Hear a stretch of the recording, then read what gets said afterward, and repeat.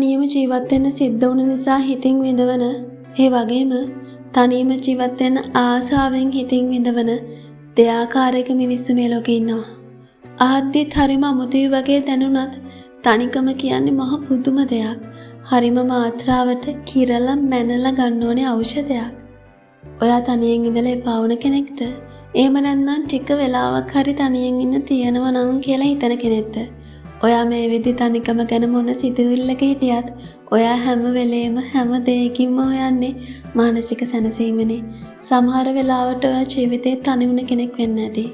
ඒ තනිකමත් එක්ක ජීවිතේ එපා වුණ කෙනෙක් වෙන්න ඇති. ඒක එහෙමනම් ඔයාට මිනිස්සු වට කරගෙන ඉන්න අය මාර සතුටින් ඉන්නා වගේ පේනවා. ඔයාගේ ජීවිතයේ තියෙන තනිකම ලොකු ශාපයක් වගේ ඔයාගේ මනසේ සහනය නැති කරනවා. ගොඩක් වෙලාවට මිනිස්සුත් පුරුදු වෙලා තියෙනවා තනි වුණ මිනිස්සුන්ට තනිකම එපා කරන්න. ඕක නෙමේ ජීවිතේ. එයාලගේ ජීවිතේ තමයි ජීවිත. මිනිස්සු එයාලට කොච්චර ආදරේද? බැඳීම් ඇතුලේ එයාලා කොයිතරම් සතුටින් ඉන්නවද කියලා පෙන්වන්න එයාලා උත්සාහ කරනවා. ඒත් ඔයා මතක තියාගන්න ඕනේ ඇත්තටම සතුටින් ඉන්න කෙනෙක් නම් තමන්ගේ සතුට ගැන වර්ණනා කරන්නේ නැහැ. මොකද එයාට ඒ සතුටේ වර්ණනා කරන්න තරම් මහා ලොකු විශේෂයක් නැහැ.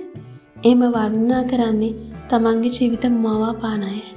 මිනිස්සු තනි වෙන්නේ තමන්ට කවුරුත් නැති වෙයිද විතරක් නෙමෙයි.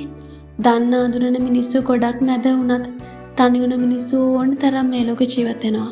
ඒක නිසා ඔයාට මේ විදිහට කවුරුත් නැහැ. ඔයාට තියෙන දේවල් හිතෙන දේවල් කියන්න කෙනෙක් නැහැ. හිතේ දුක පිට වෙනකන් ඔළුව තියාගෙන අඬන්න උරීසක් නැහැ කියලා හිතනවා නම් මතක තියාගන්න. ගොඩක් වෙලාවට මේ ලෝකෙ මිනිස්සුන්ගෙන් වැඩි ප්‍රතිශතයක් තමන් ළඟින් කවුරු හරි ඉන්න ඕනෙම අවස්ථාවල ඉන්නේ තනියම. ඒක ඔයාට විතරක් විශේෂ වුණු දුකක් නෙමෙයි. ඒක නිසා ඔයාගේ ජීවිතයට අවශ්‍ය මිනිසුන් හමු වෙනකම් තනිකම විඳින්න. ඔයාගේ ජීවිතය ගැන ආපහු හැරිලා බලන්න. ඔයා කවුද? ඔයා මොනවටද ආස? ඔයා මොනවටද දක්ෂ? මේ දේවල් තේරුම් ගන්න.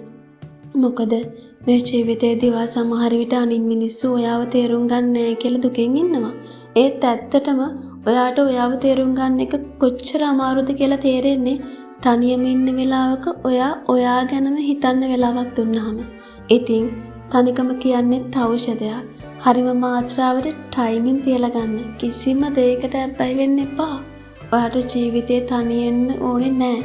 ඒත් ඔයාට දෛවයේ විසින් තනියෙන් ඉන්න ඉඩ සලස්සලා තියෙනවා නම් ඔය දීලා තියෙන කාලය ඔයාට ඔයා ගැනම හිතන්න දීපු පොඩි ටෙස්ට් එකක්. ඒ ටෙස්ට් එක පාස් වෙන්න ජීවිතය ඉවසීමෙන් දරා ගන්න. සමහර විට ඔයාගේ ජීවිතේ ඔයා ගැන තේරුම් ගන්න ලැබෙන හොඳම සහ අවසාන අවස්ථාව ඕක වෙන්න පුළුවන්. ඉතින් ඔයාගේ සතුට වෙනුවෙන් තනිකම කියන ඖෂධය හරිම මාත්‍රාවට ගන්න. මතක තියාගන්න.